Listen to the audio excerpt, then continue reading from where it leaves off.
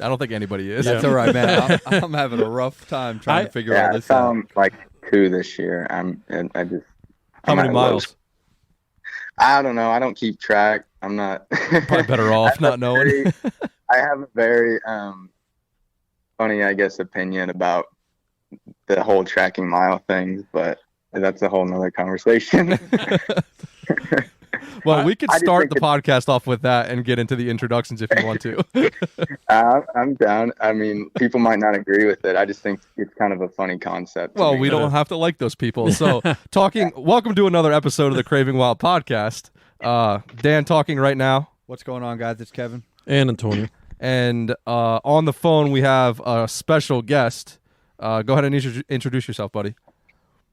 Hey guys, my name's Jase Otto. I work for Exodus Outdoor Gear. I'm the trail camera tech, inventory, shipping guy, whatever you want to name that in a short version. That's kind of my position here. So we got to get you you're a trail camera tech engineer or something like that.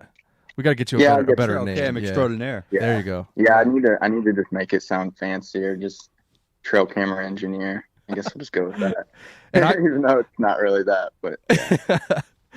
And I can vouch for the fact that you do incredible work because I have I've handed in a broken camera and you upgraded me actually, which was pretty awesome. So it's true. All the stuff. Well, actually, why don't you run through why everybody chooses Exodus, pretty much like your whole deal on the 5-year thing. Yeah. So all our cameras, are backed with a 5-year warranty. So what that, I guess, holds is 5-year manufacturing warranty. So any like manufacturing defect, something that like you can't control that happens like internally, something breaks on the camera that is just a faulty camera, sensor goes out, whatever it may be, that's on us. That's a manufacturing defect. So we'll replace the camera after we inspect it and see that this is actually defective. We'll replace it, no cost. That also includes 5-year theft and damage warranty. So if your camera gets completely destroyed by a bear, tree, whatever may happen. There was an incident the other day, a guy's camera's burnt up in a car, which that was a first for me. But yeah. Or if it gets stolen by a person, that's covered. You get a 50% off a brand new camera. That's awesome. That's sweet, man. That's you cannot beat that. No. So you're basically, if you buy one of our cameras, from us, as long as you don't buy it, like third party, you're guaranteed a camera basically for 5 years. So plus, not only with the warranty, anything that could break on it, if it's fixable, we'll fix it before we replace it. So we don't use your replacement warranty. And also, our customer service is another thing we pride ourselves on. So if you call us, you actually get to talk to somebody and not be put on hold or whatnot. You actually get a hold of our customer service rep, Dylan or Chad or me in the office and actually be able to talk to somebody. I think that's magical, actually. Yeah, nowadays. Which I can also attest to because obviously that's pretty much how I met you kind of in the long run. I think we spoke through email. I was having an issue with mine and you were like, I think you sent me like the shipping label and I just shipped it to you in a box.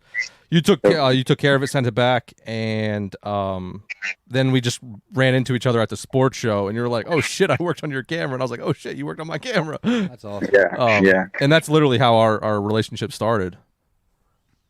Pretty much. Which is pretty sweet. Does that happen a lot to you? Yeah, there's been going to shows and stuff. I've met some people. Names always sound familiar. People that are frequent customers, or I've worked on their cameras. They'll say their name and be like, I think I worked on your camera. And like, I sent one in a couple months ago, and so I've had that happen, a few times. So it's cool to meet people and face to face, and just like the conversations out of people, like email people and like, hey, I fixed your camera, and just how grateful they are and like supportive. And just the positive feedback's just cool to hear, and not always hear people hating, but we do get a lot of that, but you're always going to get that. Yeah. I just don't think you can ever keep everybody happy. There's no way around that. No, it's impossible, but we try our best. That's why we have the warranty, and long as you follow, our warranty policy, we'll follow our guidelines, and now, do you have to we'll fix it, register? replace it. Sorry, do you have to register the cameras or anything when you get it, or is it just?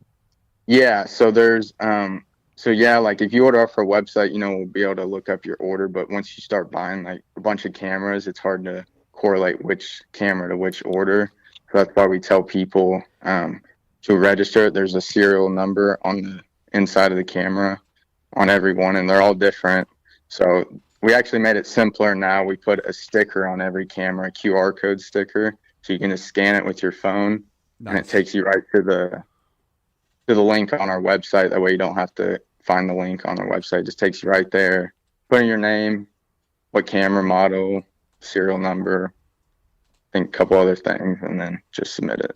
So, and then that goes into our record. That way we have it whenever you reach out and be like, hey, this camera, and then we can look back and be like, all right, it was registered there. It's still in warranty. Nice. So you must hear some wild stories about people's cameras, man.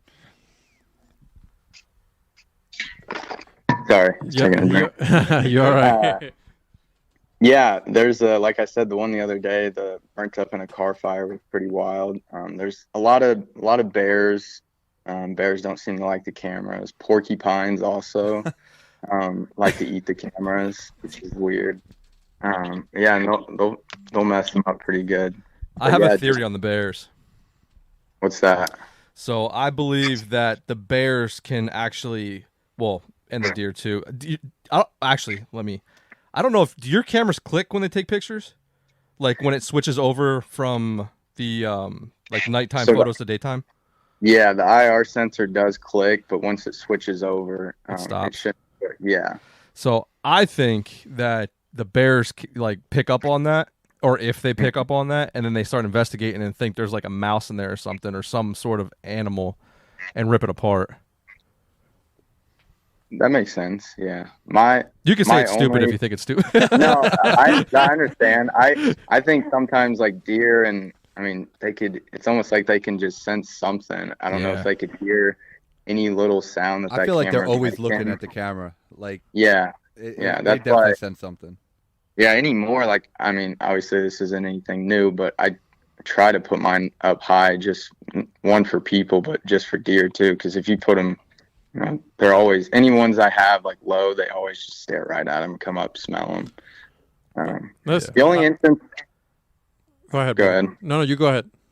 All right, I was gonna say the only instance I had with the bear, there's not too many in Ohio, but there is some.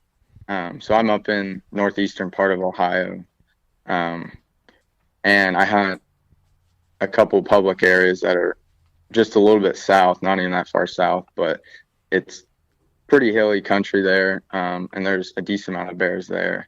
Last summer, we found a track. Wasn't a very big track when we were there scouting, and then we hung a camera, and it wasn't a cell camera, and we didn't check it till after season. And the next day after hanging that camera, that bear that we probably bumped and found his track that day came back, and he was right up against that camera because it was on a hillside, so we put it really low on the ground.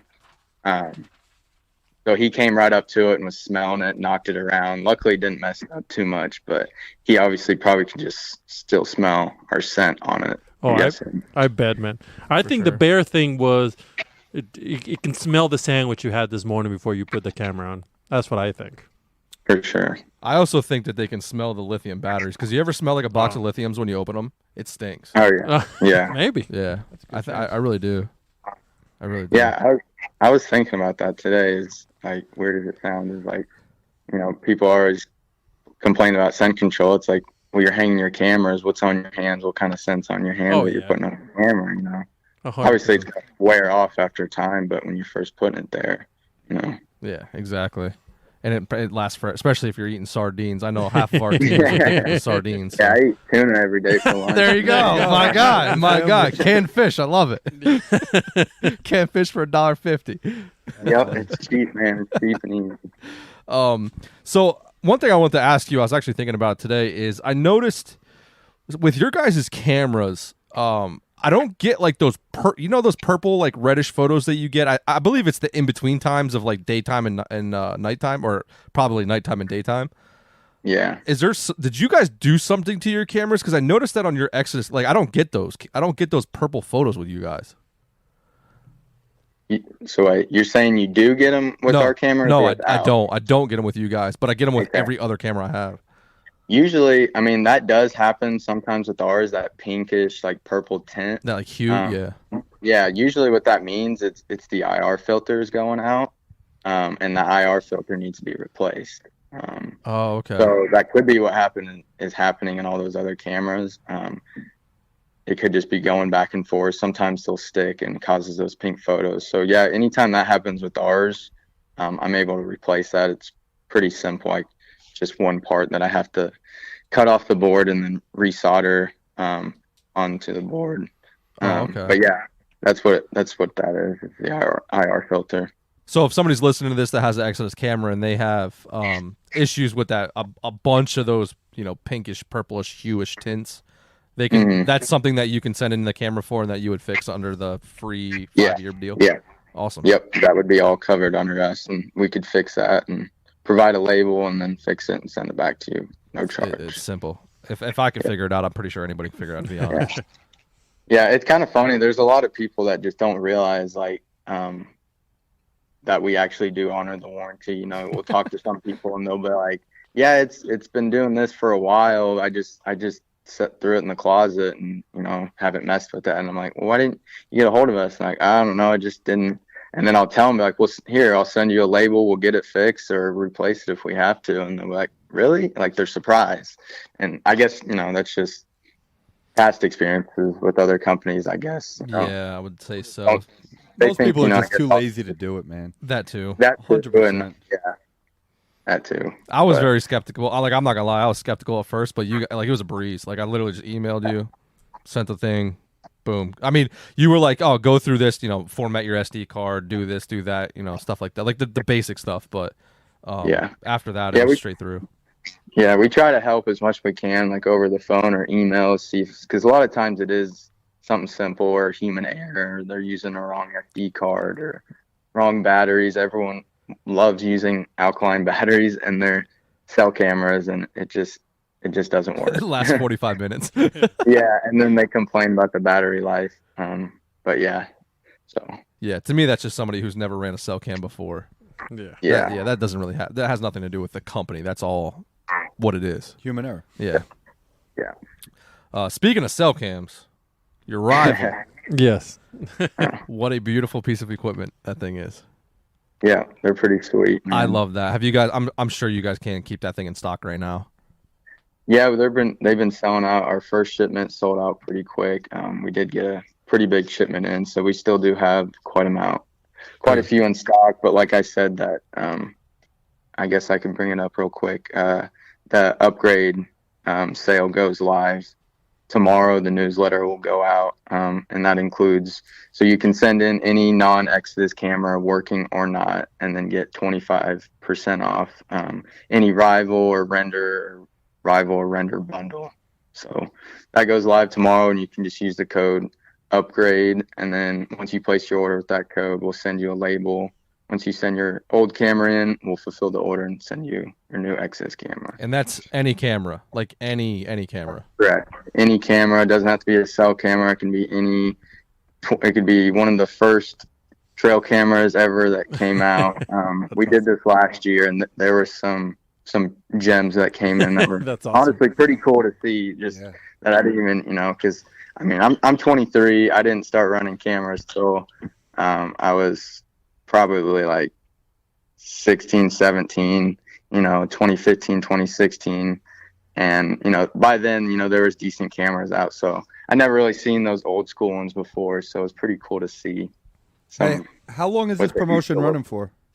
The whole month of April. Awesome. So, Awesome. Yeah. That's easy. That's good. Yeah. Do you get more a discount if you sell cell camera back? No. I got a couple broken ones. Yeah. Yeah, don't even get me started on that. 25% all the way through. But yeah. That's awesome. But that's per camera, so you can send in, per camera you send in, you get 25% off each order. That's awesome, though. That's great. I'm not here to bash any particular companies, and I won't say any names, but out of my 17 cameras that don't work, 12 of them are of one particular company. And I can't, but it's weird because I have a buddy who's like all about them. I don't understand. I must have just got, I don't know, every bad batch they've ever made, I guess. I think everything's just the experience, man. Like sometimes it just happens, man. Some things just work sometimes. Yeah, I've talked to, a lot of people, and they've tried, you talk to so many people doing this, and they've all tried every camera out there, and they all have different experiences. Some say this brand is terrible. Some say that same brand is really good. So it's just, like you guys said, it's just all personal experience, I guess. Some people get the bad ones, some people get the good ones, I guess. Yeah, I can imagine. What's actually, you know what? You guys should like keep all of the old camera, like the vintage cameras that you get, and make like a whole mural thing on your guys' wall. I think we posted last year on Instagram a couple of the like pretty cool gems, but we did keep some of the cool ones lying around just to have. But yeah, I don't even know what we did with a lot of the ones from last year. There's so many of them. Most of them are broke. That's the thing. So there's really not much you can do with them besides just junk them. That's true. Or shoot them and do another promotion next year. Yeah, that's what we did do with some of them. We did some promotional videos that those will be coming out. They're pretty cool. So we destroyed. That seems to be your answer for everything, man. Let's just take it out back and shoot it. That's very good, though. Go ahead. Go ahead, buddy. I got nothing. Yeah. I got a lot, but I got nothing. Go ahead. What's the craziest like story you've heard to get a camera, like the 5-year deal? What's your craziest return story? Man, like for somebody to get a free trying to get a free camera out of me, or yeah. We'll go that route. That's a lot of times what it is. People just, man, they really just want you. They think a lot of times something's wrong with the camera, and it's usually something they're doing wrong. And you try to tell them, they just don't want to listen that well. A lot of times, it just comes to the point where we're like, all right, we'll replace it, and then they're happy. So obviously I don't want to talk bad about any customers, but there was this one guy that he was an there was an older gentleman. I believe he said he was handicapped. I say that because he told me a lot of times. But he used his camera for security, and he sent it in, and basically what I just said before is just him complaining, and he was doing stuff wrong, and he wouldn't listen to what he was doing wrong. And he sent it in, I sent it back. He still said it wasn't working. He sent it back again. I told him, I was like, it's working fine. He had called me, screaming at me, calling me everything, saying he was going to go trash Exodus on every platform, this and that. And all it took was, I was like, sir, I'll replace the camera. That's what you want. And then it completely switched his mood, and he went from absolutely hating Exodus to Exodus is the best company out there. So it's amazing.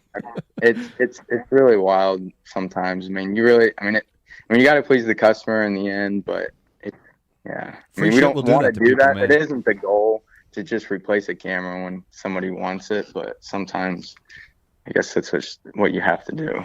Yeah, I don't envy anybody who works in customer service. Like, no way. That is such a nightmare. Yeah. I'm allowed to talk shit talk customers because I don't work for you guys. Oh man, what a nightmare that can only be. Yeah, luckily I did do customer, answer the phones, emails for a while here. Now we did just hire a guy full time, so I really only have to deal with cool. The back end, people that just send in cameras is really the only time I have to deal with people. But the only time I email them is when I'm like, hey, I fixed your camera, or hey, I'm replacing it. So usually they're happy because I fixed it or replaced it. So that's usually the good end. I don't have to deal with a lot of angry customers anymore. You want to hear some shit talking? Let's get that guy on the phone. Yeah, right. Right. Oh, yeah. He'll go off. That's hilarious. It's wild sometimes. Some people are just wild. Now, what about legit shit that you've replaced the camera for? I don't know if it was when we were recording, but you were talking about a car being on fire. I never saw the camera, but I guess he had spoke with our customer service guy, and I mean that's also something that's like when it gets stolen or completely damaged like that, we kind of have to take their word. Because obviously, I guess someone could lie about it and say their camera got stolen. Yeah, it's true. I didn't even think about that, to be honest. But we keep track of it, so it's only a one-time use. If you get a replacement, you're not going to be able to get another replacement off of that purchase. So we mark it when it gets replaced. We mark it a certain way, whether it was a manufacturing replacement, a damaged replacement, a stolen replacement. And then we record this new serial number of the camera as well, so we have it all track. So like there's really no way to you could get a free camera out of us, but it's what we're honoring for our warranty anyways. So can you tell if somebody is doing something shitty like that through the cell camera because they're using the cell camera? They say that they got stolen or not really. Can you track that? We're able to look on the back end, like to see like activity logs, like to see like status reports and stuff. Like I can't see people's pictures and stuff or anything like that, but I could still see like if the camera was active and being used. So I guess, usually like we'll look to see if it's still being used or not. Obviously if it's like not been turned on for a long time or something, and then obviously it's like, all right, then but if it's still on and working, then I mean, either the guy that stole it has it set up and is trying to use it, or the customer's lying. So it's like it's kind of just like feel out the situation and go with your gut. Have you run into a situation where a guy called you and was like, "Hey, man, like somebody stole my camera, piece of shit, whatever," and then maybe a week or a month or maybe even a day later, somebody's calling you like that the original guy who had the camera stolen had a passcode on it, and that guy's trying to get that camera reset? Does that happen? That's No, not that I know. That's some James Bond shit right there. Yeah, I've thought of that stuff though, because like I was like, there could be people that could call in, but like if anybody ever calls in about like forgetting their password and needs like a way to reset it, we always like confirm they have a purchase with us and that's their camera. But I've never had anybody do that. No. Not yet, at least. Very good. So I guess, with that being said, if you buy an Exodus camera, you absolutely have to register it. Yeah, the smart. Yeah, because if you don't, then this weird shit could happen. But it's probably few and far between. Yeah, it's just it's the easiest way to do it. Let me ask you something. How many cameras are you running on hunting season? You personally? Last year. This past season, I probably had 30, 35 cameras. All right, that's not bad. Between cell cameras and non-cell cameras. Do you get to try out new shit before it comes out? Yeah, usually. Nice. Mainly just like testing it here in the office. Like a lot of times we just get like a few samples in, so we just set them up around here at the office and test them. But like when we got the new rivals in, like I was able to try those out and stuff, but I've been using them around here at the shop, testing them, doing different, just making sure they're up to specs and everything like that before we released them and everything. So, very good. Yeah. So I kind of want to get into that a little bit. Obviously we can only talk about so much, but like when you get into the process of saying like, okay, we're going to come up with a new camera, whether it be a budget friendly camera or a high end camera, a new cell cam, whatever it might be, like how long, once you go from the idea, how long is it roughly before like that hits production? Is it, a year, or is it like, 6 months of planning and then 6 months of testing? Like how does that really break down? If you know that deep of info? Yeah. I know a little, I guess. A lot of that is done by Chad. Okay. He's the main developer. He designs all the cameras and everything like that. So he's more in depth on that. So I only know really what he tells me, honestly. But I know the Rival was more of a quick launch. I think it was a newer camera and it's just kind of a simpler design. So there wasn't much into designing into it. But we needed, it was kind of an idea we had probably late 2021, early 2022. Just needing more budget-friendly cameras, something to compete, with other cameras, because there's constant people, emailing in saying, our prices are outrageous and everything. But, with our prices, it's, like I said, backed with the warranty and customer service. So a lot of people don't realize too. So, but that being said, we still wanted to come out with a camera that meets that criteria of a cheaper camera. So, I'd say with that camera, it was probably like a year from the time we had the plan until it was released. Honestly, that one was pretty quick. Now we do have a new non-cell camera.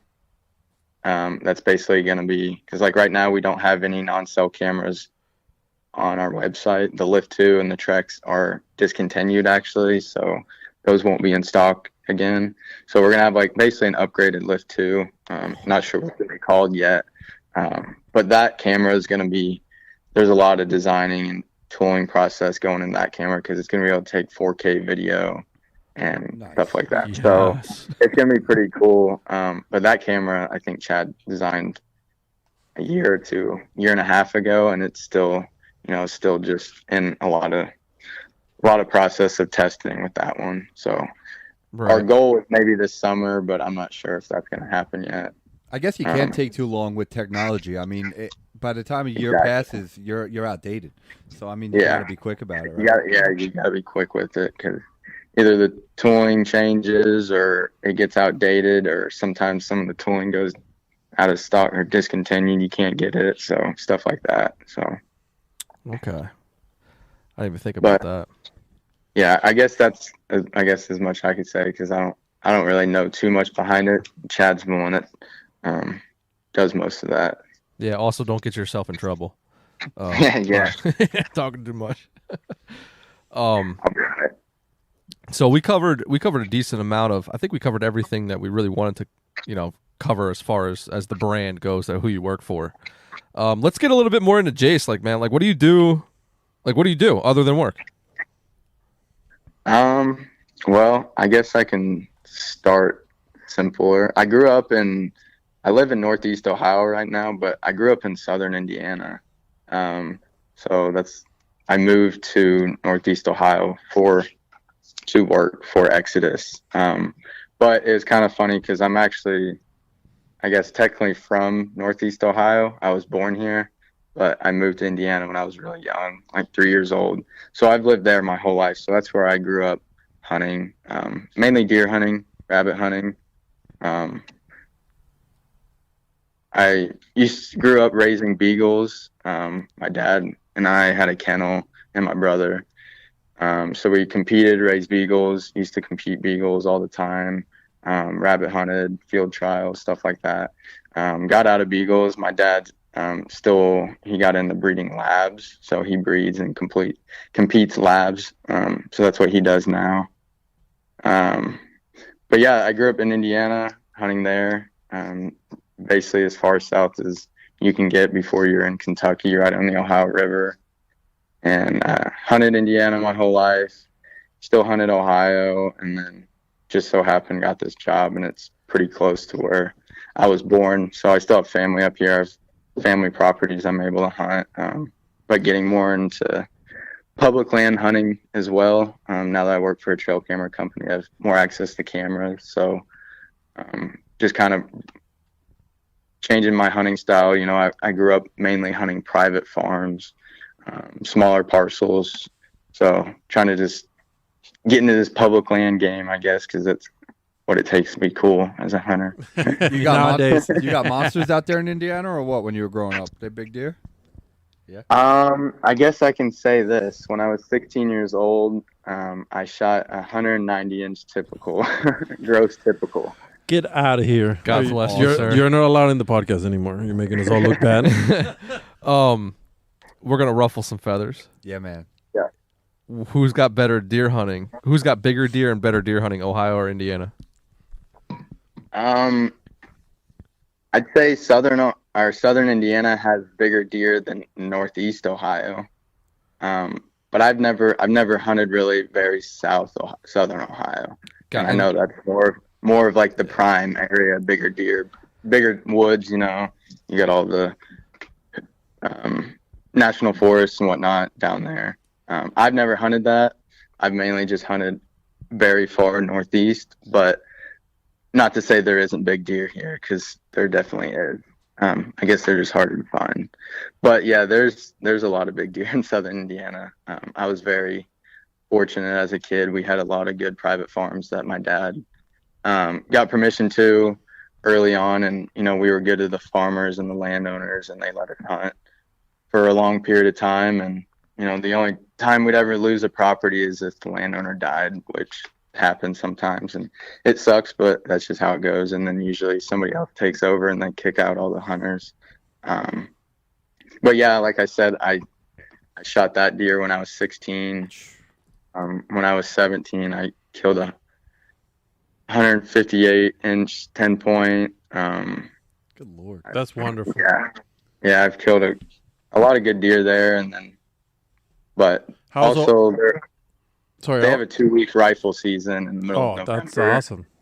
So that helps, you know. Yeah, that's great. All my Indiana deer have been with the rifle. I grew up mainly rifle hunting. Yeah. I bow hunted a lot too, just not as much as a kid. I've always shot a bow. What kind of bow are you shooting now? Right now I shoot a VXR. Cool. I bought that when they were new, and I shoot really well with it. I'd say like 2019, 2020, I really got into bow hunting, and it took me till last year. I killed my first buck with a bow here in Ohio. Cool. And then I killed one this year on public land. So my first public land deer with a bow. So that was pretty cool. Yeah. Oh, hell yeah, man. Congrats on that. Nice. Are you, would you say you're more of like of a bow guy now than a rifle guy now? Yeah, for sure. Awesome. When did you start bow hunting? I mean, I've bow hunted really since I started like actually hunting, carrying a gun when I was probably like 10. So I'd say actually I've shot a bow since I was probably 5 or 6. Like I always remember shooting a bow, but I didn't ever start bow hunting probably till I was like 14, 15. I think I killed my first one when I was like 17, shot a doe. And then, like I said, I didn't kill a buck till last year. That's awesome that you stuck with it that long. That's awesome. Yeah. Yeah. But yeah, I had a couple close opportunities. I did, but I moved to Ohio in like late August of 2021. So our season starts the end of September. So I had like a month from moving from Indiana, Ohio, to figure out like a game plan of like season and stuff. And I was starting a new job.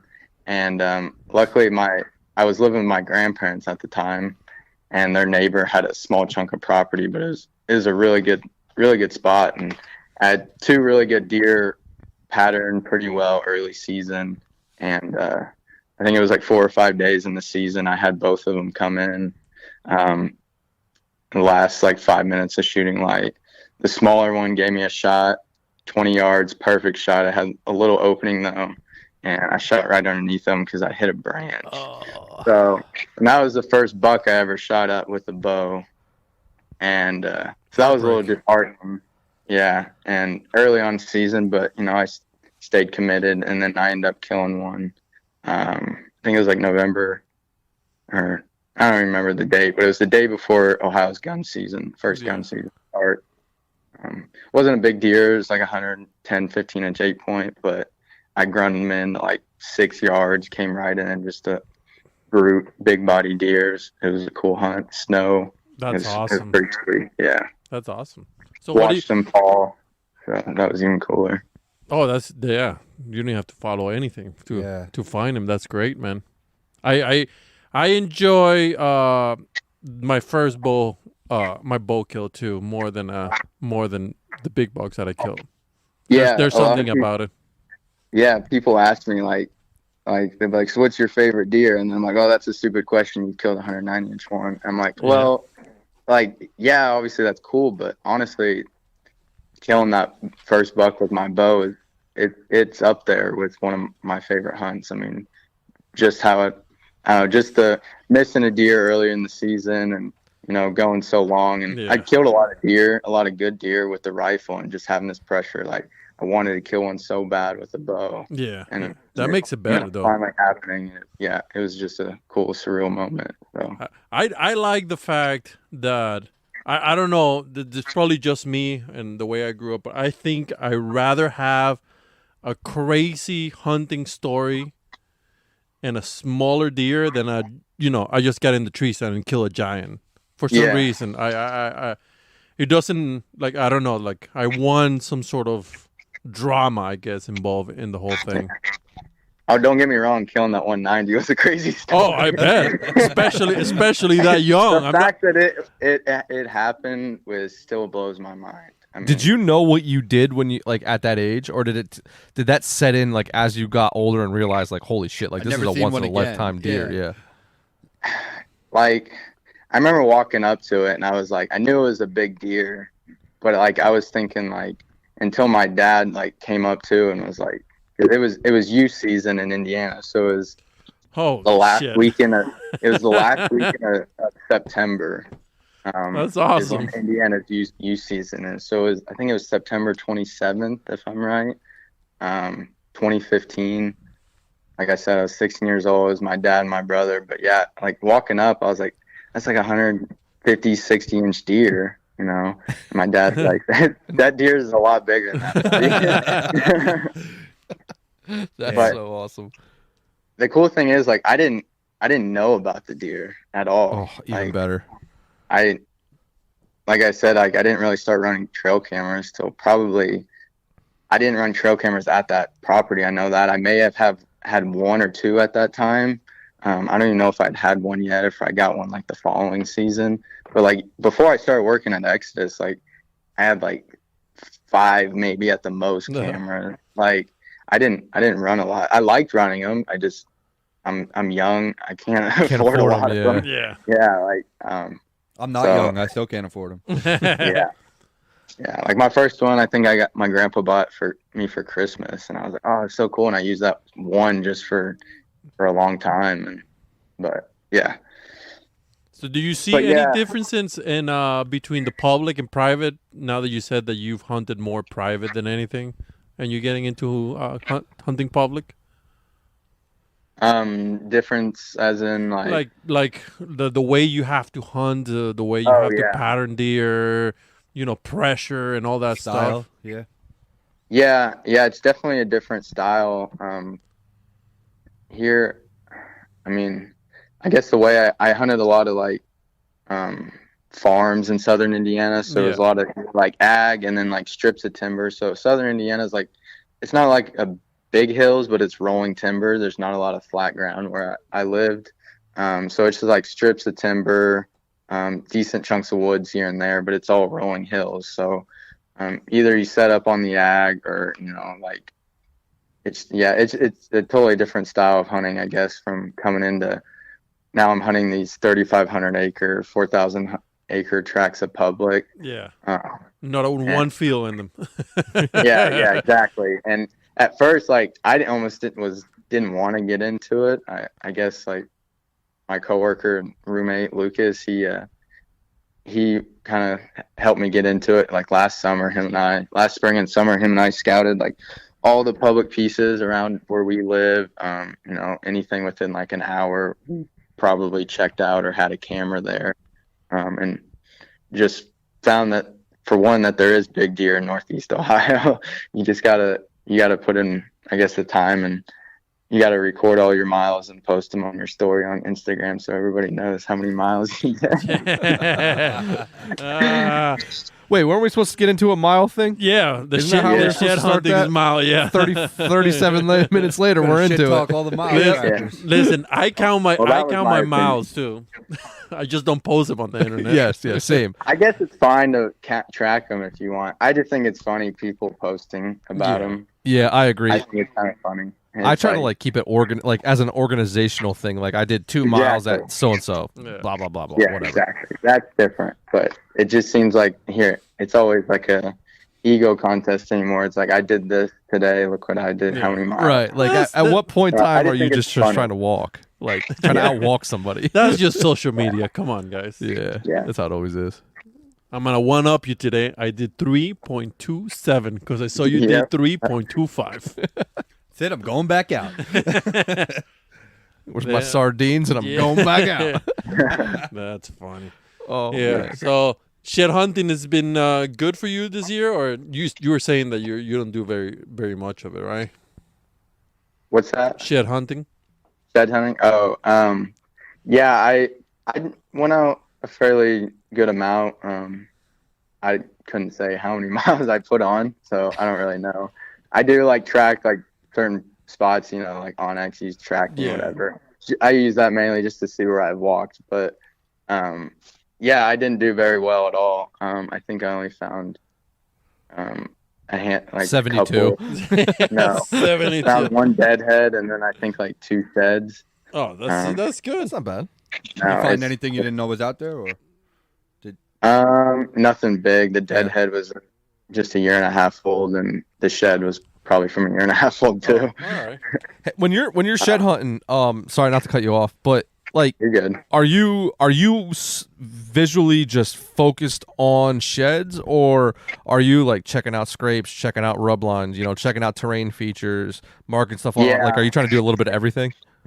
Yeah, I guess that's more of what I do, because I guess when I shed hunt, quote unquote, I'm more or less shed hunting and scouting. Because if I'm in there, Yeah. it's hard for me to just only focus on looking for sheds, because I get distracted really easily. So if I see sign, and I'll follow that or note it and mark it, and then I end up realizing I'm more or less scouting than really looking for sheds. So. The sheds are really just a bonus. Yeah, exactly. So, because mainly it's just like a lot of spots. I think mainly, especially this year, I walked a lot of spots I just hadn't walked before. I really only went to a few spots that I've been to look for sheds and didn't even find any there. I found the deadhead and the sheds on completely new pieces I had never been to. I just wanted to go walk there and check it out. So. That's great. That's good. You're gonna do a lot of public this year? Yeah, probably. I did get a couple permission pieces. Nice. That's one thing that I guess also irks me too, is people always, and like getting access. Like, I just go and knock on doors, man. I don't know if I'm younger and it helps. I was just about to or ask you what. that. I was about to ask you what was your technique about asking permission? I mean, I'm just knock on doors. I'm just be as friendly, offer any help they need if they need any help doing anything. Like the one permission farm I got, it's an old couple. They're probably in their 80s. Every time I go there, I bring up a load of firewood for them. Oh, cool. Just to stay on their good side. They let me hunt their 200, 300 acre farm. So I'm gonna. Damn. Are you the only guy that Yeah. hunts it, or is it multiple guys? There's like 2 other guys, which is not bad. annoying. But So be a it's decent not human that being bad. and knock on some doors. Yeah. Yeah, Sounds that's, good. That's all it takes. I mean, I got luckily the 2 permission pieces I got. 2 of them that I got, they border each other like back to back. wonderful. That's So awesome. So and there's a big swamp right in the middle of it, Ooh. which is something kind of new I'm getting into. I've never really hunted swamps before, so trying to figure that out. is I pretty hate challenging. swamp hunting. I'm dying Yeah. to do it. Are you? Oh my god! bring a thermocell or 2 or 3. Yeah. Yes, please. I'm Bring very new. It's like 17. a whole different world. I'm once you very get new to back in hunting, there and sometimes. I keep asking for punishment. Well, it's good. It's the only way you're gonna like it a lot. But no, Yeah. man, anything with a swamp, anything winter or summer or whatever, spring or it sucks no matter what. I hate it all. Yeah, you're right, Jase. It's completely different than, especially what you're like grew up doing. Yeah, it's just especially because like where this property is, it's pretty flat. Like where I'm at, like any of the public that's super close or any of the private I have permission that's close to my house. It's all pretty flat. So it's like a flat swamp, man. You can get yourself turned around really quick. I can imagine. Yeah, The everything first looks the time same. I went in there last summer, I got permission and then went in like a couple days later just to try and scout it one evening. I had a couple hours. Phone died, and I'm all the way in the back.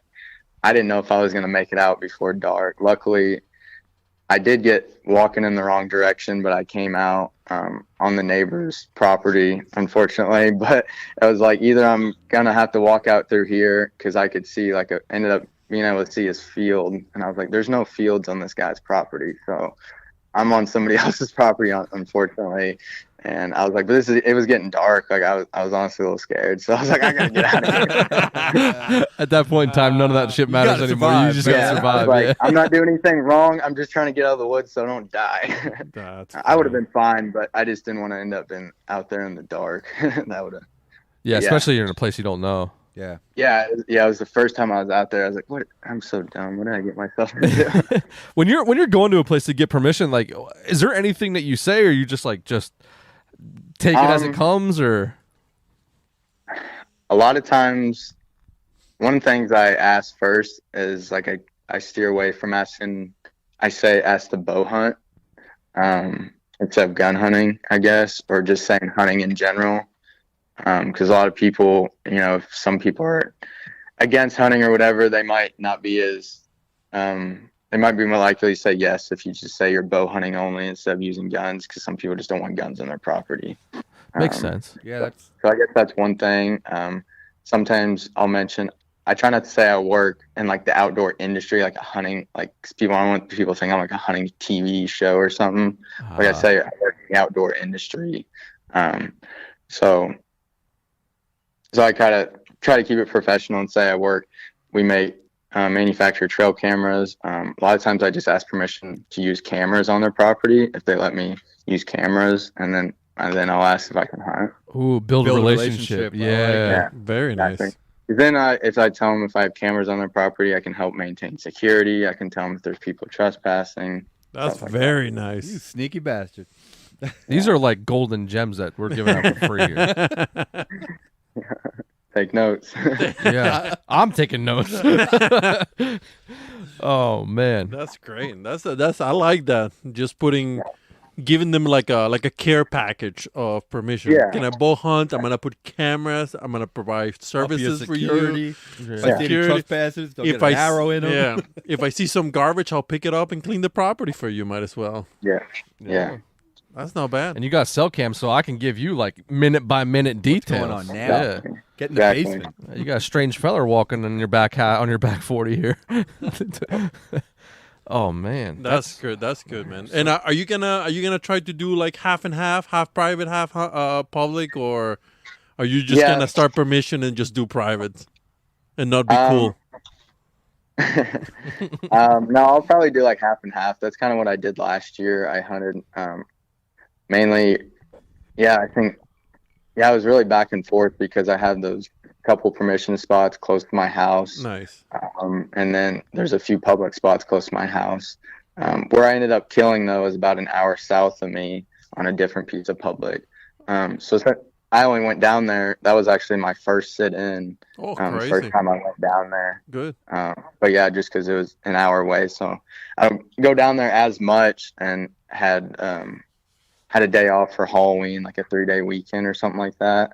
And I ended up killing on Halloween. So that was pretty cool. Oh, that was dope. Yeah. I always take off Halloween, but I've never killed one on Halloween. Same. I've always hunted it, and I was like, this would be such a cool day to hunt or to kill one. I think my first deer ever was the day before Halloween. Was it? Yeah. I have good luck in Halloween. Sorry, go ahead. I've never killed. No, you're good. I never killed a buck in October. I don't think. I'm a November rut guy is when I kill most of mine. That's crazy. Oh no shit. Okay. That's crazy. I killed my first bow buck, which I was spot and stalking Yeah. on Halloween, and I killed my first, the only bear that I've killed in Halloween too. No kidding. Yeah, Halloween. Interesting. Get out there on Halloween, guys. Halloween is my date. Yeah. Your kids don't need candy anyway. Give me some bear meat. Yeah, bear meat. Here's some bear lar. We'll fry some shit. Here's your costume, son. Do you have any plans for this year as far as hunting? Like trips, anything out of the ordinary, anything crazy? I should draw. I have one preference point for Kansas, so I should draw Kansas this year. So that's my plan. Speaking of Kansas. Whoa. Yeah. Let's talk about Kansas. Yeah, you know where we're going with this. What you gonna do there? Not hang cameras. What's the deal with that? Have you been in touch with any of their people who are making decisions over there? I haven't personally.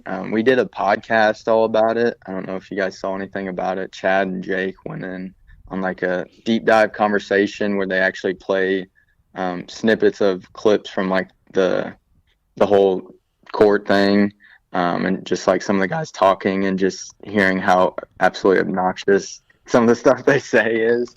Where not to cut you off real quick, but where can people find this so they can check this out? Yeah, on Exodus podcast. I think it's titled like the Kansas trail camera ban or something like that. Okay. I think there's probably the video version maybe on our YouTube as well. And just type in Kansas trail camera ban Exodus and it should come up. Nice. Okay.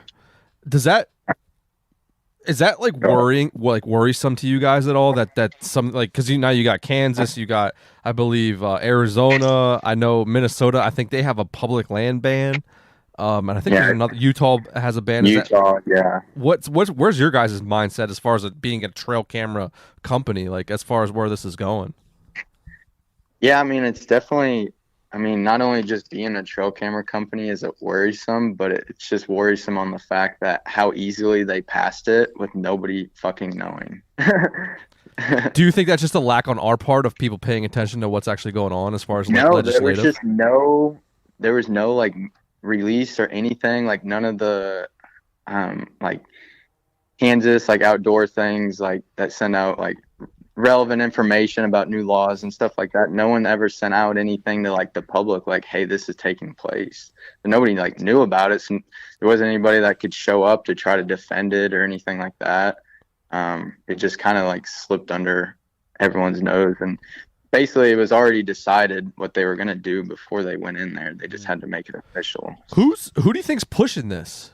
That's what they talked about on the podcast. Okay. Like, I don't know who really is like is it the Farm Bureau? Is it anti-hunters? Is it like private property activists? I would think anti-hunters because I don't know.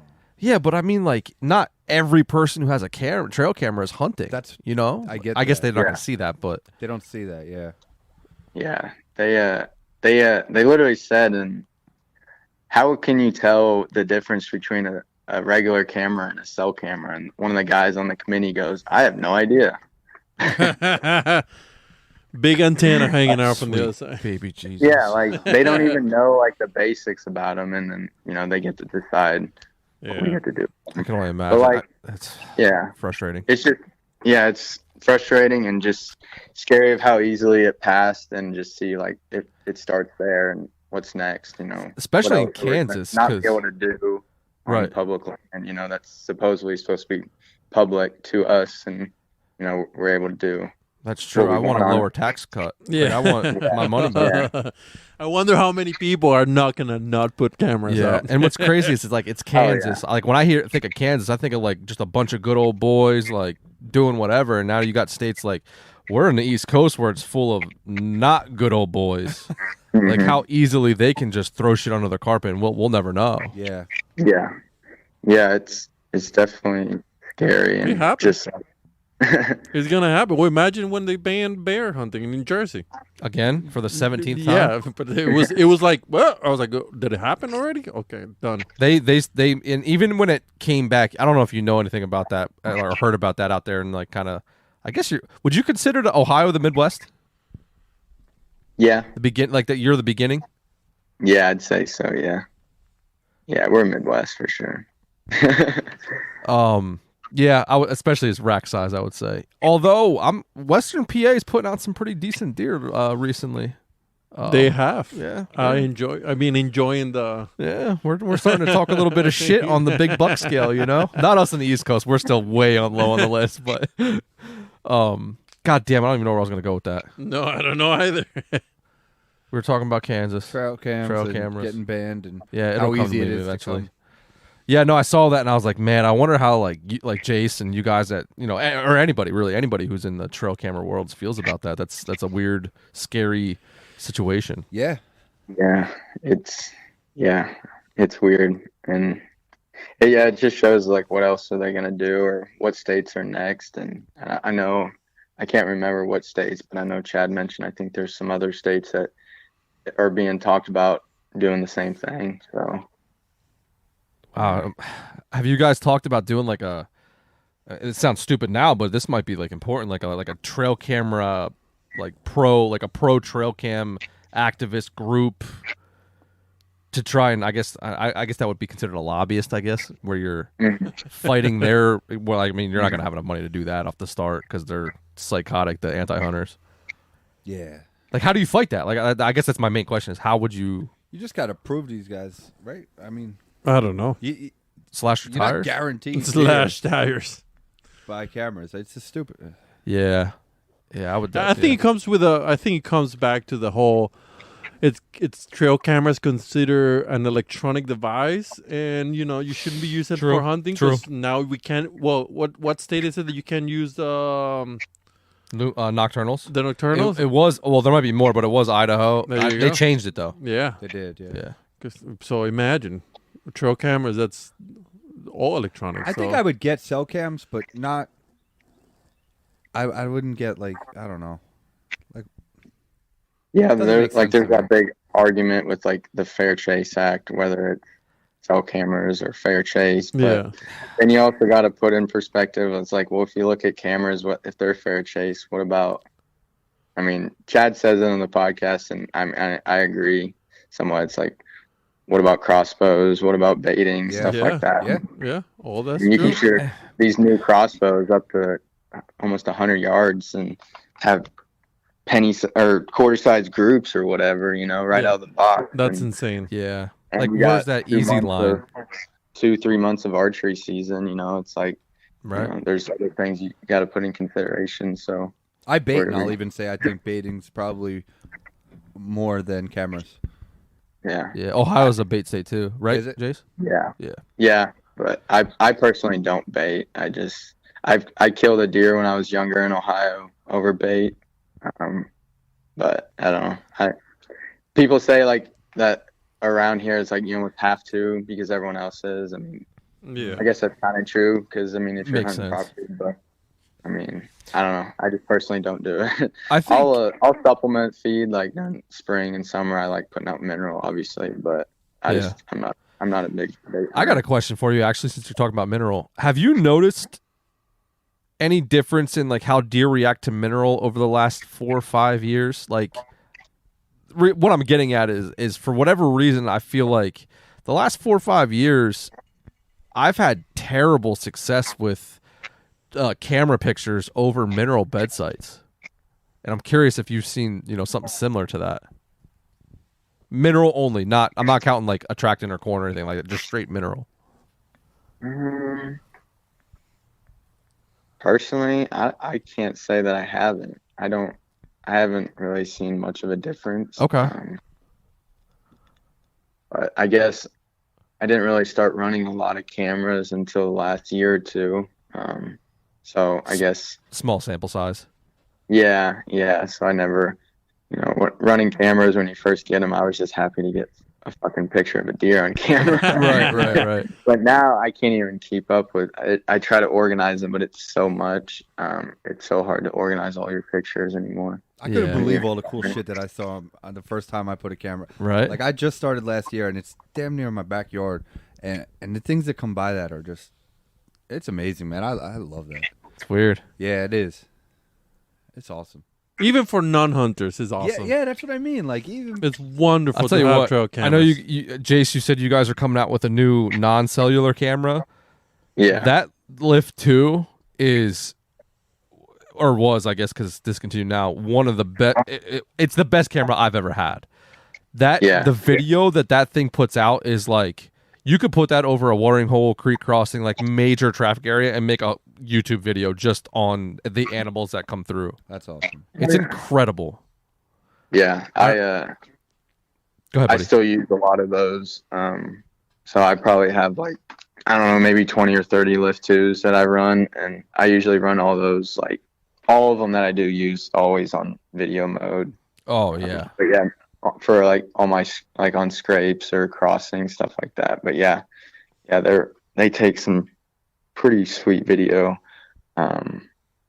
Actually got, I think it was last year, somehow I had it on like a little creek crossing and there was like some branches overhanging. I got a weasel on camera, like a little tiny weasel. Really? Yeah, never. I didn't even know those were around Northeast Ohio, to be honest. But yeah, it was like a weasel. That's awesome. It's cool the shit that you like. You don't like. We get a lot of fishers around here, and people, you talk to some people, and they're like, "Oh, you don't have fishers here." Like, bro, I got literally 750 photos of fishers. I don't. Do you guys have fishers out there? Some people call them fisher cats. I've heard they are. I've never seen one. I've never had any on camera. Okay, you can't mistake them. Yeah, you can't. Yeah. Very unique animal. I've had more fishers than bobcats, to be honest.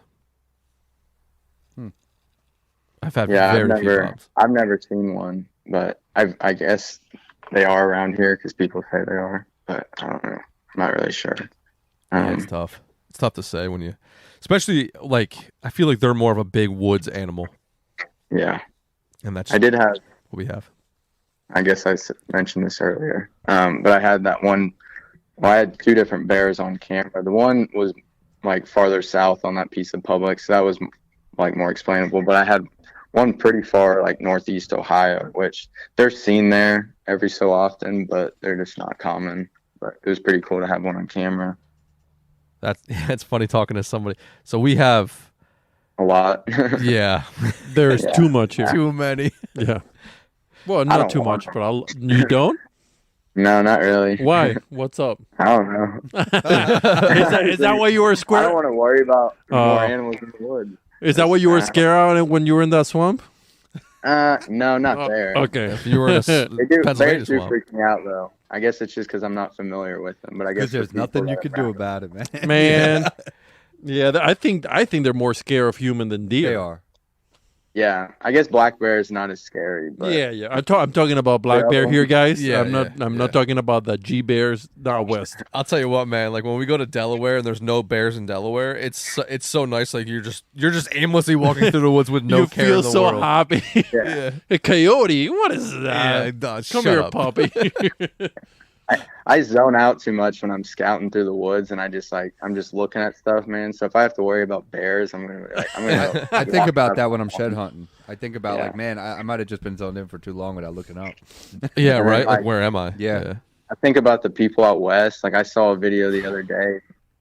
Girl had like a mountain lion. She was out shed hunting. This mountain lion came up and bit her leg, and then was standing like 3 feet away from her, and she's yelling at it, but for some reason she took out her phone to videotape too. Did it for the gram. But I was like, man, that would just not be enjoyable. I'd just feel like I'd be on edge the whole time if I was somewhere there's mountain lions. Yeah, but I can attest to that. When I hunted Colorado, I was on edge the whole time. But for the guys that do it all the time, they probably just like, another day, man. Yeah. But I grew up in Indiana. We don't have anything besides coyotes. And we do have a lot of bobcats there, though. Southern Indiana, there's a lot of bobcats. I'm that way with I have this thing where I don't really want to go below the Mason-Dixon line to hunt because I am petrified of cottonmouth snakes. Really? I love snakes. Cottonmouths for whatever reason scare the shit out of me. You can almost step on them and they won't bite. Really? It's the funniest thing ever. I don't know that I believe you. Dude, every time. Listen, when I lived in Florida, I will go hiking in the woods and I would not know there was a cottonmouth until it was like next to my feet with the mouth open. And I was like, oh, you could have bit me. And I just kept walking. Yeah, I'm just not trying to poop myself in public, to be honest. Well, if you're going to poop yourself, that would be the place to poop yourself. So, yes. That's awesome. Yeah. That's crazy. You don't like snakes either, Jase? Or at least cottonmouths? Oh, no. I don't mind snakes. I like snakes, just ones that can kill me. I don't like them. Trying to steer clear of them, huh? We're actually talking about doing a rattlesnake hunt. Is it a hunt? It is a hunt. Yeah. Yeah. Out in whoa. Who's talking about this? Yeah, me and you coming? I don't think so. Okay. Come on. You get like the big knee, like the knee-high boots, and you're good to go. All right, I'm wearing like 3 pairs. 3 pairs. It don't take much to talk me into things. We all know that already. Yeah, it should be fun. I've never done it. Yeah, I'm dying to. that would be fun. In here, PA, you get the worst thing about PA and what I've heard is that you actually have to grab them because you gotta count. You gotta count the scales from the ass to the yeah. So you can't kill them just to kill them. So you have to put them on a tube or something. Clear tube, yep. And then you know what they use? They use the tubes that the incandescent lights, the shatterproof tubes that the lights come in. Yeah, the tube lights. That's what they use. They stick them in there and fucking count them. Oh, you can't. Yeah. Or it's like rattles. Is it like 13 or I don't 16? Know. I don't know. I don't know what the 16, 6, 11, 44. Either way, you got to handle the rattlesnake, which I'm terrified of, but I can't wait to do it. I guess that's kind of like the same theory of me wanting to bow hunt a bear. Yeah. I want a rattlesnake cowboy hat, and I don't even wear cowboy hats.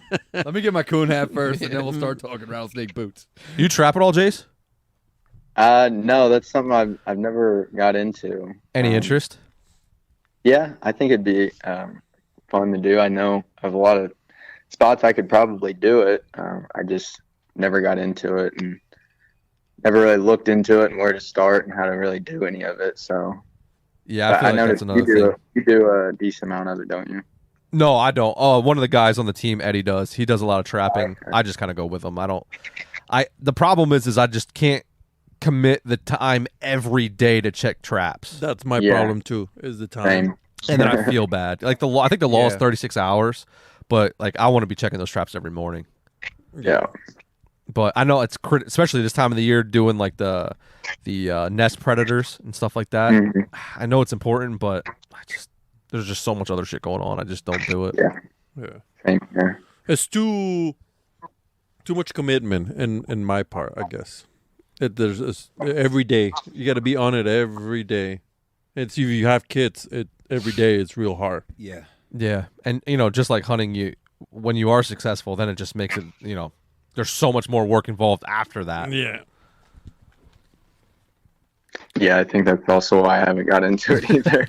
Yeah. It's a lot into it, man. That's a whole that's a definitely a realm, yeah. You said you're Kansas.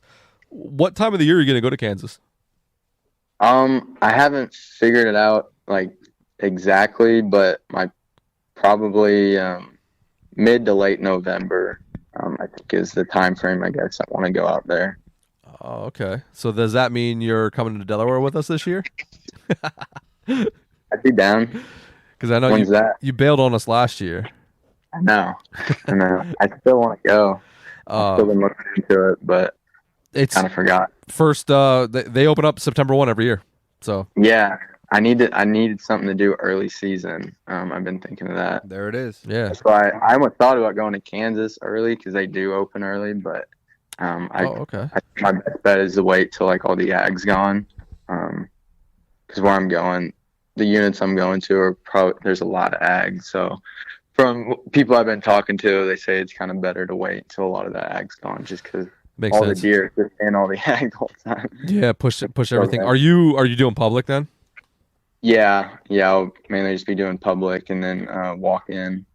There's a decent amount of walk-in out there, so but that's gonna be a whole new style. I mean, I've only hunted Indiana and Ohio my whole life, so I've never even really been out west or anything. So I want to go out there and scout and hang cameras like sometime this month, but now I can't do that. So I don't even know if I'm gonna go out and scout it, if it'll be worth it. I can't hang any cameras. I mean, I could check out a few spots, but honestly, from people I'm talk to, like really when you go out there and the units I'm going to be in, it's just putting on miles and driving and glassing. Oh, okay. You're doing that style, like spot. Are you going to do like try and do like the spot and stalk with the decoy kind of deal? Or? I don't know if I'm going to do like a spot and stalk, but probably just like a glass and maybe set up and, maybe try to figure out like a transition or okay. If the spot and stalk might seem like the best idea, I might try it. I don't have a decoy. I know Chad and Cameron made like two like homemade ones last year, and they'd probably work. They're not bad. They're a little ugly looking though. Yeah, they are doofy looking. Yeah. So we have an update. So you know how Rogan has, was it Jamie? Jamie. Yeah, so we have an Emily.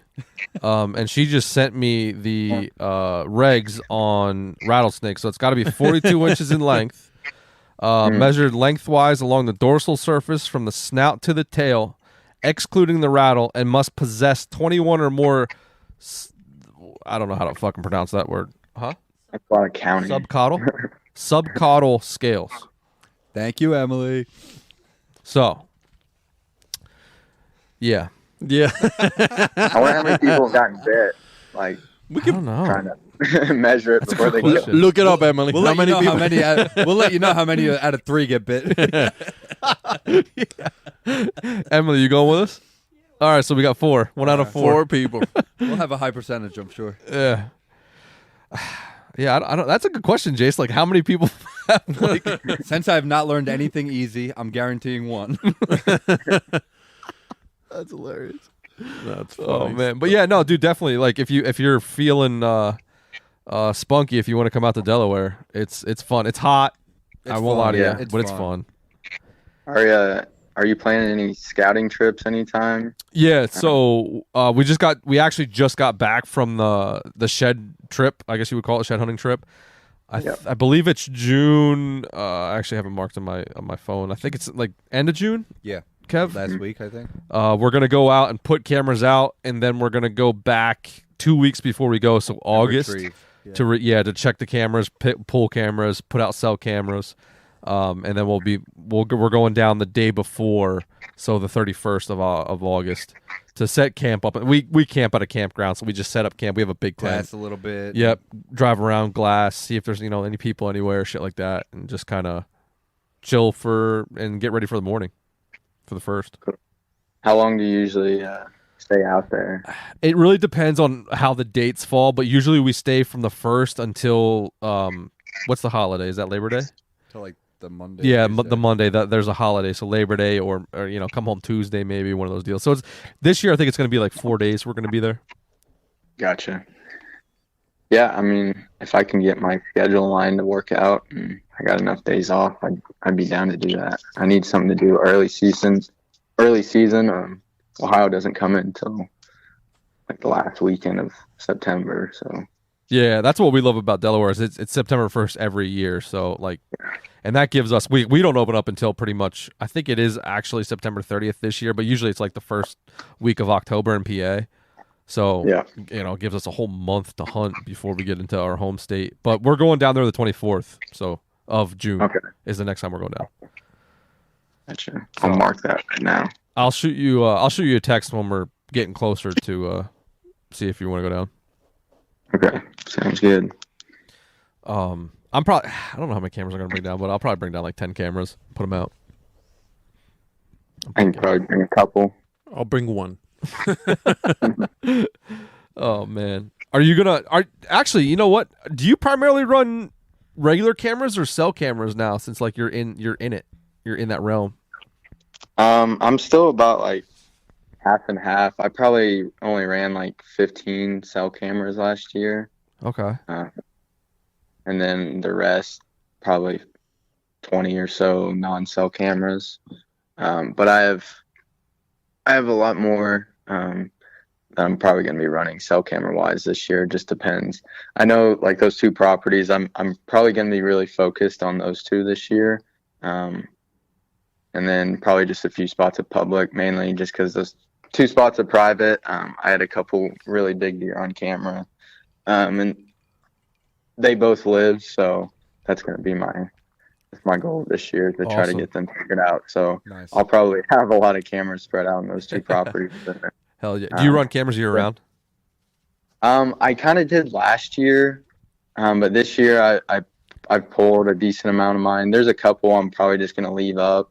Like I have a couple family farms a little bit farther north of where I live in Ohio, that I just leave those there just because it's my family's property and I don't have to worry really about anything happening to them. But yeah, last year I ran cameras like all spring and summer, checking out new spots of public, and it's just kind of a pain in the ass running them that time of the year. Yeah, a lot of false triggers and a lot of ants destroying your cameras. Yeah, that's a big thing. Do you spray your stuff with permethrin? Yeah, I usually do. There's sometimes it just doesn't work, or I might have forgot to spray one of them, and then you come back and it's just completely destroyed by cameras. I actually just fixed one for Lucas yesterday.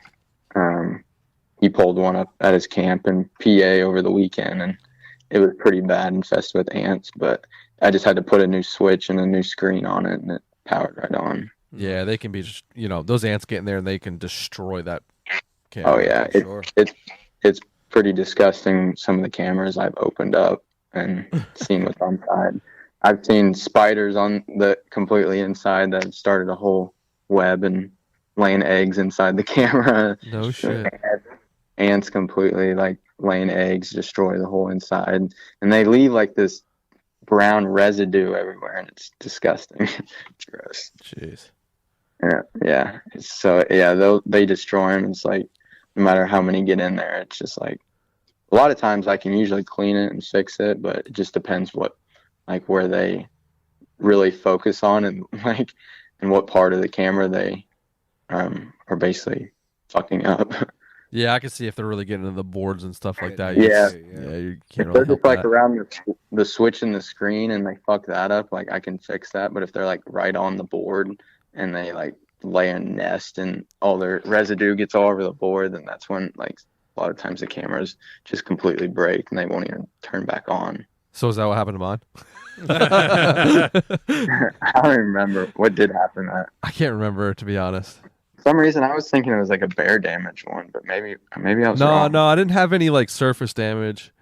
I forget what happened. It was like intermittently it would turn on and then it wouldn't turn on for like 20 times. And I think it finally just took a shit. Now that's when I got a hold of you. Gotcha. But you sent me a lift too, so I was uber happy once I got that. Yeah. Ran that on video. I run that thing literally over a scrape 24/7, 365. It stays there.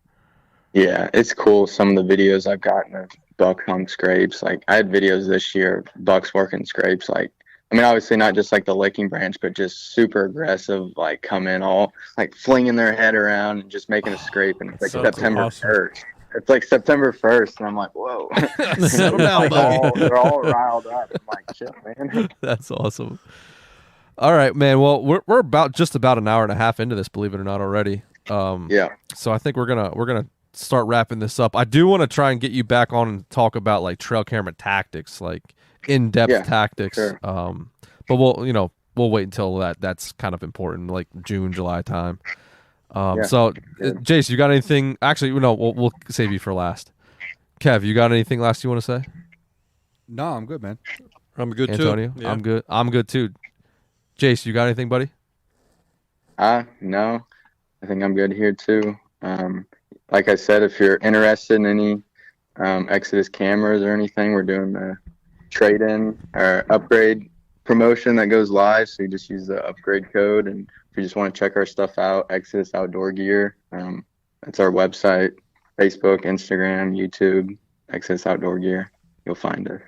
Awesome. Do you have like your own personal Instagram? Yeah, my Instagram. I think it's just Jase Otto 16 is my Instagram, and then Jase Otto on Facebook. If I don't know you, I probably won't accept you on Facebook. Just to be clear. Yeah, I think we're all kind of like that. Yeah, I work in the hunting industry. I get so many friend requests now. Like Instagram's different, but Facebook, I'm like, I don't want to see people's personal stuff. I don't know you. Right. People's families on Facebook. So at the end of the episode, we ask everybody a culinary type question. So what is your favorite wild game meal? Like, what's your go-to meal? I know it's tough. mean, I'll be honest. I'm not like a super. I mean, I do eat a lot of deer, but I'm not like super fancy in the cooking. Oh, that's fine. It doesn't have to be fancy. Just whatever your go-to meal is. Right now, my go-to is I've been meal prepping and stuff this whole year, so I just make ground deer and just season that up, and I eat that with rice. It's very simple, but that's what I've been eating all year. But like usually something better, like just honestly just grilled back straps is my go-to. Yeah, you can't beat that. Is there any like how do you season the ground when you mix it with the rice? I mean usually just basic. Really anything. I just try all kinds of different stuff and see what's best. And but yeah, I bought a new seasoning the other day. It's like a garlic and red jalapeno seasoning. I just put all that in there, and that gives it some decent flavor. There you go. Do you mix the deer with anything, or is it just ground up deer and Just straight ground? Yeah, and is it like a chili type of thing, or is it just ground, like nothing? You put it on a pan and just cook it. Yeah, I just put it in a pan, olive oil, salt and pepper, turn it brown, seasoning it, and then just cook it, let it soak for a while. And simple. That's awesome. Pretty simple, but like I said, I'm not too I don't like cooking, so low sodium taco seasoning, my man. Ooh. Yeah, taco, venison, good stuff. I guess that's my other go-to is Mrs. Dash. Deer tacos is another thing I'll make a lot. Yeah, just same thing. That's Ground Kevin's deer. It is Kevin's favorite. My kids love deer taco. But yeah, basically the same way you'd cook it, like you're making tacos is kind of what I do with just seasoning. That's all. Are you doing any kind of are you doing like a fitness program or anything like that? Is that why you do the ground and rice? I know that's what a lot of guys do when they're doing like intermittent fasting and stuff like that. Yeah, basically, I've been, I don't know if it's anything like super legit, but just trying to get my health and fitness in shape this past year. So going to the gym 3 to 4 days a week, and then just trying to eat healthy. So like I said, since I don't like cooking, I'll just cook like Monday night. I just cook a bunch of food for all week, nice. Shit ton of rice and ground deer, and I just eat that for dinner every night. And then, usually like lunch, tuna, and then dinner, that. I'll eat like a smoothie or something before I go to the gym. You doing weights, kettlebells, running, cardio? What are you doing? Yeah, I'm not doing like a lot of like heavy like powerlifting. That isn't really my goal to get like huge. I just want to get lean and fit, and then no need to get hurt. Yeah, exactly. So I do a lot of lower weights, high reps. Arms, shoulders one day, and then I'll do at least 30 minutes of cardio every day too. Nice. Is there anything that made you want to do that? Is it like hunting or just a life decision? Yeah, I guess a little bit of both.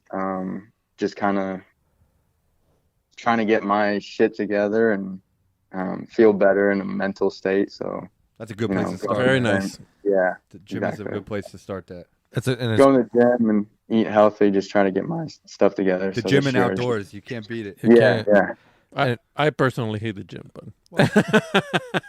not to say anything. I hate the people at the gym. That's the worst. I like working out outside of my house better. Than going to the gym, but I had a private gym for a while. Yeah. My ADD kicks in, and I'm like, I don't like this place anymore. I gotta get out of here. Same.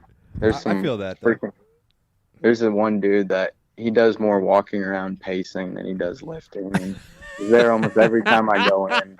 He'll walk like obnoxiously close to you, and I'm like, you feel like he's about to grab me or touch me or say something to me. That's hilarious. Just walk right next to you, that's great. Yeah, he just paces around most of the time. And he tries to talk to me, and I'm like, I don't want to talk to anybody. I'm trying to work out. Yeah, right. I'm here to do my shit, and I gotta go. You got to put a cam in front of the building and updates on that guy. All right, he's gone. I can go. Yeah, right. He's not there. I can go to the gym now. That's hilarious. Oh man, hey Jase, I appreciate you taking the time to do this. Especially coming in right after work and just getting right into the podcast. Yeah, man. We really appreciate that, man. Yeah, no problem at all. Like I said, hopefully we can get you back on, and we'll go a little bit deeper into the trail camera tactics and all that stuff, and just see where you're at with your season, and maybe we'll link up and we'll do Delaware, and we'll have more to talk about that.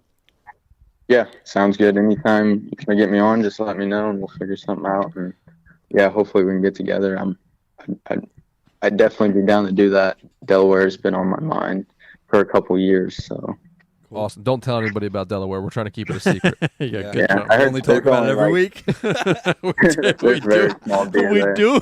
Yeah, very small deer. It just opens early. That's the only reason why we're going. Awesome, man. I appreciate it. Like I said. All right, guys, you know what to do. Satisfy that craving and be wild.